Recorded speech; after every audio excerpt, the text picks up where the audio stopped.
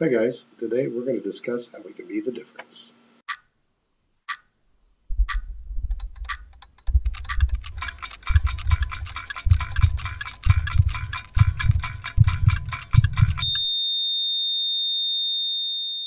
All around us every day, coworkers, friends, and acquaintances are living unfulfilled lives. They're walking around feeling miserable, and not because they enjoy feeling that way. Perhaps they've recently experienced a tragedy. Maybe it was a common reason like trouble paying their bills. It could be a really crappy spouse, or disobedient kids, or a bad neighbor, or car problems. You never know what is bringing people down unless you pay attention, and sometimes ask them. Let's start with the basics. We can expand on this as we go down this road together. Just recently at our church's Sunday school class for kids, Kid Zone is what we call it, we pointed out to the kids that when you pray, it's a good idea to wait and take some time to see what God says back. It's important for us to know what He would have us do each day. That is even more important than what we ask Him to do for us. Explaining this to children is much easier than it is to adults.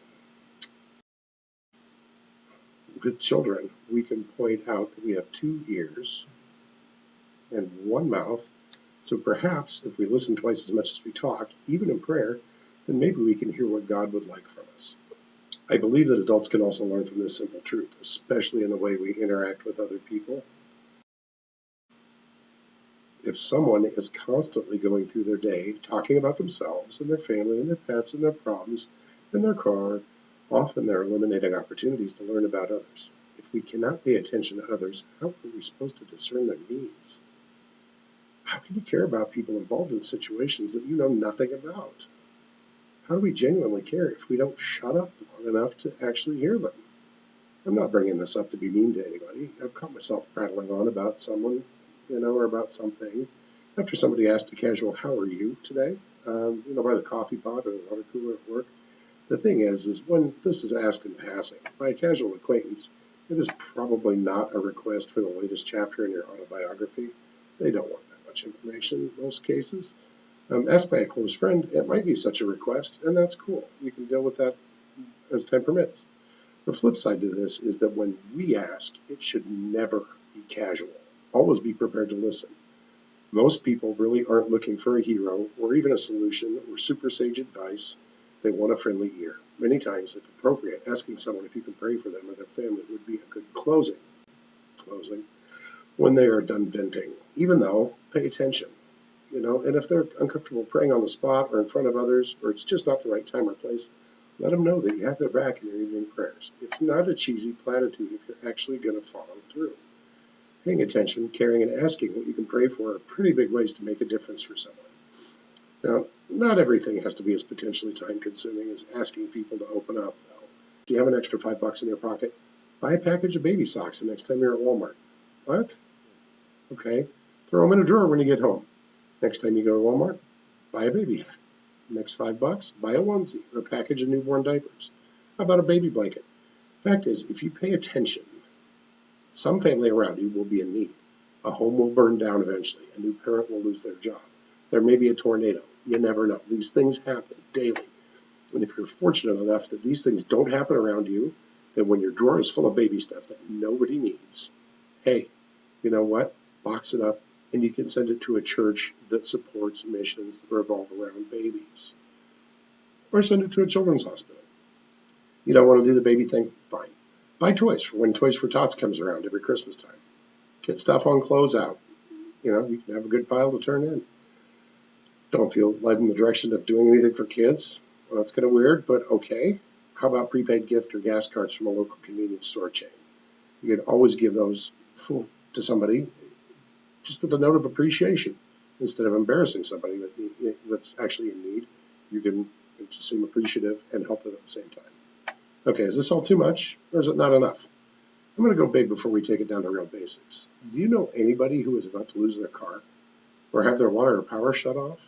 If you got savings, you could, if you were so led, always pray first. Find out enough about the person to be able to make an in-person appearance at their bank or utility and cover a part of a bill or a whole bill for them anonymously.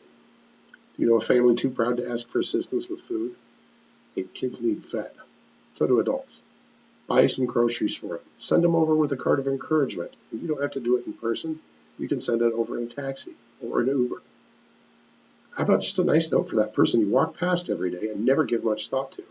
Maybe a hot cup of coffee for a Salvation Army bell ringer, when they're out there ding, ding, ding in the cold. A bottle of cold water, maybe, for the homeless guy that's sweating his butt off begging by the interstate on-ramp. How about that? There's some good ideas here, wouldn't you agree? Well, how many have you actually done? Who have you intentionally smiled at today? My point is this: as grandiose as our dreams and good intentions can get, if we don't follow through, they are pointless from the beginning. Nobody's mood or outlook on life is going to improve because you had a nice thought. Act.